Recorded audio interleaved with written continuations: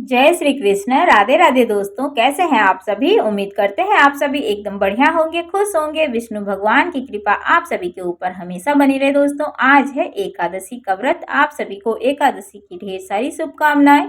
ब्रह्म वैवर्त पुराण में देवसैनी एकादशी के विशेष महात्म्य का वर्णन किया गया है। इस व्रत से प्राणी की समस्त मनोकामनाएं पूर्ण होती है।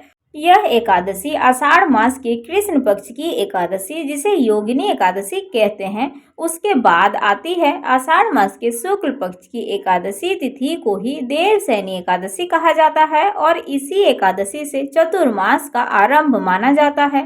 इस अवधि में कोई भी शुभ कार्य करने जैसे विवाह आदि कार्य नहीं किया जाता है। मान्यता है इस दिन से भगवान श्री हरि विष्णु क्षीर सागर में शयन करते हैं और फिर से 4 महीने के बाद उन्हें उठाया जाता है। उस दिन को देव उठनी एकादशी कहा जाता है। इस बीच के अंतराल को ही चतुर्मास कहा गया है। देवसैनी एकादशी को महा एकादशी, थोली एकादशी और पद्मनाभा एकादशी तथा प्रबोधनी एकादशी भी कहा जाता है। धर्मराज युधिष्ठिर ने कहा, हे केशव, आषाढ़ मास के शुक्ल पक्ष की एकादशी का नाम क्या है तथा इस व्रत के करने की विधि क्या है और किस देवता का पूजन किया जाता है। श्री कृष्ण जी कहने लगे कि हे युधिष्ठिर, जिस कथा को ब्रह्मा जी ने नारद जी से कहा था, मैं तुमसे वही कथा कहता हूँ। एक बार देवर्षि नारद जी ने ब्रह्मा जी से इस एकादशी के विषय में जानने की उत्सुकता प्रकट की। तब ब्रह्मा जी ने उन्हें बताया, सतयुग में मानधाता नामक एक चक्रवर्ती सम्राट राजा राज्य करते थे। उनके राज्य में प्रजा बहुत सुखी थी, किंतु भविष्य में क्या हो जाए यह कोई नहीं जानता। अतः वो भी इस बात से अनभिज्ञ थे कि उनके राज्य में शीघ्र ही भयंकर अकाल पड़ने वाला है।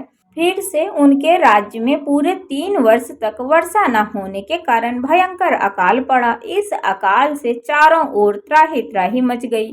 धर्म पक्ष के यज्ञ, हवन, पिंडदान, कथा, व्रत आदि में कमी हो गई।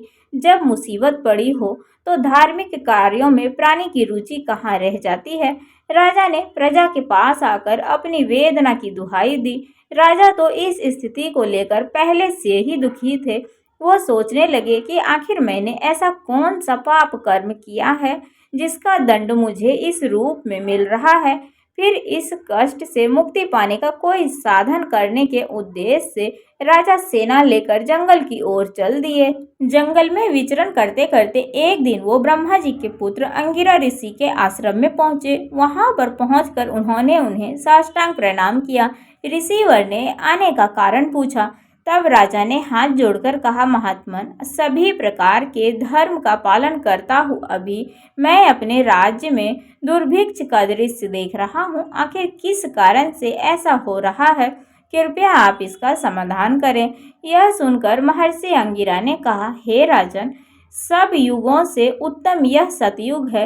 इसमें छोटे से पाप का भी बड़ा भयंकर दंड मिलता है। इसमें धर्म अपने चारों चरणों में व्याप्त रहता है। ब्राह्मण के अतिरिक्त किसी अन्य जाति को तप करने का अधिकार नहीं है, जबकि आपके राज्य में एक शूद्र तपस्या कर रहा है। यही कारण है कि आपके राज्य में वर्षा नहीं हो रही। जब तक वह काल को प्राप्त नहीं होगा तब तक यह दुर्भिक्ष शांत नहीं होगा। दुर्भिक्ष की शांति के लिए उसे मारने से ही संभव है। किंतु राजा का हृदय एक नर अपराध शूद्र तपस्वी का समन करने को तैयार नहीं हुआ। उन्होंने कहा, हे देव, मैं उस निरपराध को मार दूं, यह बात मेरा मन स्वीकार नहीं कर रहा है। कृपया करके आप कोई और उपाय बताएं। महर्षि अंगिरा ने बताया, आषाढ़ माह के शुक्ल पक्ष की एकादशी का व्रत करो।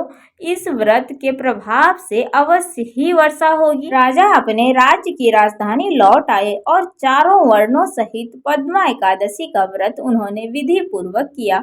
व्रत के प्रभाव से उनके राज्य में मूसलाधार वर्षा हुई और पूरा राज्य धन धान्य से परिपूर्ण हो गया। ब्रह्म वैवर्त पुराण में देवसैनी एकादशी के विशेष महात्म्य का वर्णन किया गया है। इस व्रत से प्राणी की समस्त मनोकामनाएं पूर्ण होती है। तो बोलिए दोस्तों, श्री हरि विष्णु भगवान की जय। कैसी लगी आप सभी को देवसैनी एकादशी व्रत की कथा? पसंद आई हो तो वीडियो को लाइक आप सभी जरूर कर दीजिएगा और चैनल पर जो भी नए आते हैं दोस्तों तो आप सभी सब्सक्राइब, कमेंट, शेयर भी ज़रूर कर दिया करिए। तो चलिए मिलते हैं अगले वीडियो में आप सभी से। राधे राधे, हर हर महादेव, जय श्री हरि विष्णु। और फिर से आप सभी को एकादशी व्रत की ढेर सारी शुभकामनाएं।